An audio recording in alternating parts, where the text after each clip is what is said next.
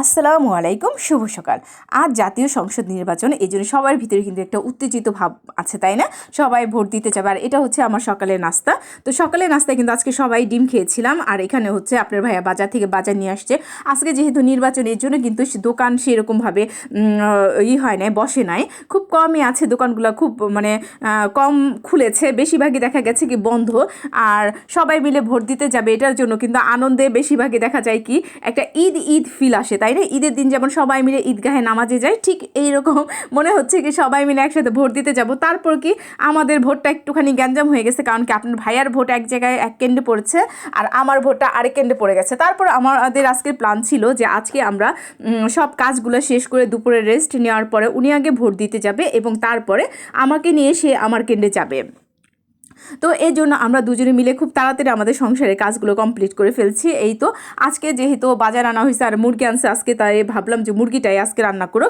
তো মুরগির সঙ্গে আমি চাইছিলাম একবার কোনো ভাজি বা সবজি করি, কিন্তু পরে ভাবলাম যে না, আমরা ভাজি বা সবজি না করে ধনেপাতাটা আজকে যেহেতু আনা হয়েছে, আর ধনেপাতা ঘরে রাখলে কি খুব তাড়াতাড়ি নষ্ট হয়ে যায়, তার জন্য ভাবছি যে আজকে আমি ধনেপাতা ভর্তা বানাবো। তো এই ধনেপাতা ভর্তা কিন্তু আমার আবার খুবই ভালো লাগে। এখান থেকে দেখেন এই যে মুরগিটা কিন্তু প্রায় হয়ে আসছে, আমাদের রান্নাটা খুব তাড়াতাড়ি যেহেতু আমরা কাজগুলো শুরু করছি, তার জন্য কমপ্লিটও খুব তাড়াতাড়ি হয়ে যাচ্ছে। এখানে ধনেপাতাটা আমার ভর্তা হয়ে গেছে।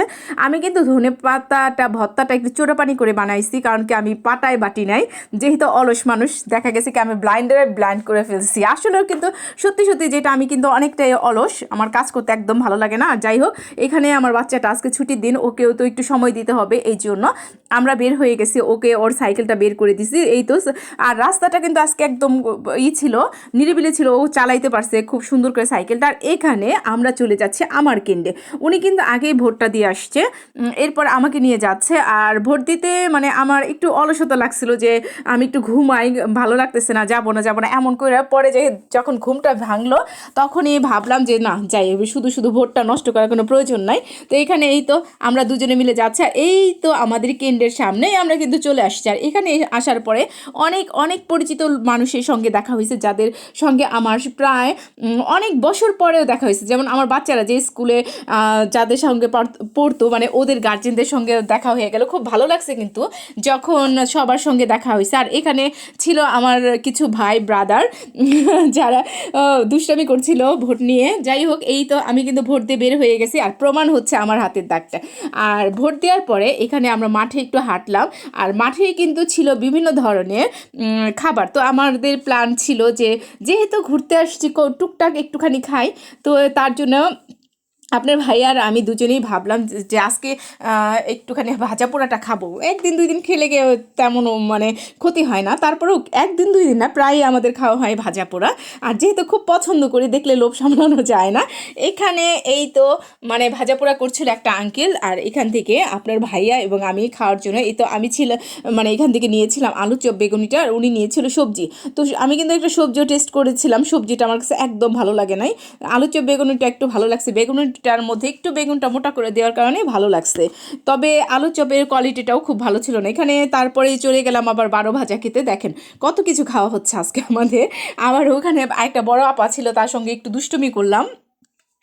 যাই হোক, এখানে খাওয়ার পরে এই তো দেখেন আমরা মানে 12 ভাজাটা খাচ্ছি আর দুষ্টামি করছি।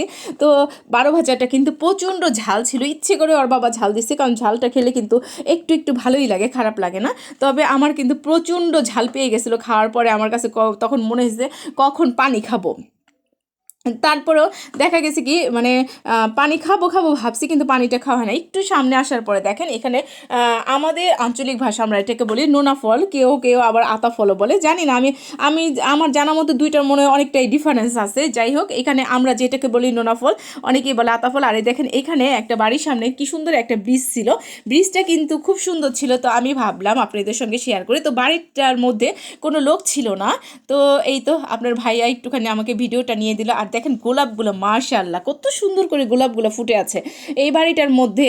মানে এই যখনই আমি যাই বেশিরভাগই দেখা যায় কি গোলাপ ফুল ফুটে আছে। আর এখানে আমরা চলে আসছি আমাদের হাতুরপাড়া মসজিদের সামনে। দেখেন হাতুরপাড়া মসজিদটা কিন্তু বেশ সুন্দর। এখানে দুইটা বাচ্চা ছিল, বাচ্চাদের সঙ্গে আমরা একটু দুষ্টুমি করলাম।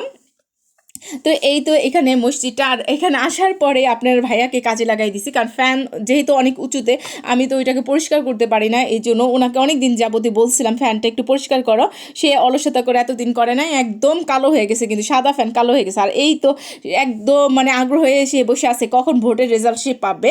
এই তো টিভির সামনে দাঁড়ায় গেছে, জানি না কতক্ষণ এই অত্যাচার আমার সহ্য করতে হবে। আমি মনে করি আমি তো কালকে জানবই, আমার এখন জানার এত আগ্রহ কেন, আমার কাছে এতটা ভালো লাগে না আগ্রহ, তবে ওনার কাছে খুব ভালো লাগে। তো ভালো থাকবেন, সুস্থ থাকবেন, আমাদের জন্য দোয়া করবেন, আমার পেজটাকে লাইক কমেন্ট এবং ফলো দিতে ভুলবেন না। আল্লাহ হাফেজ।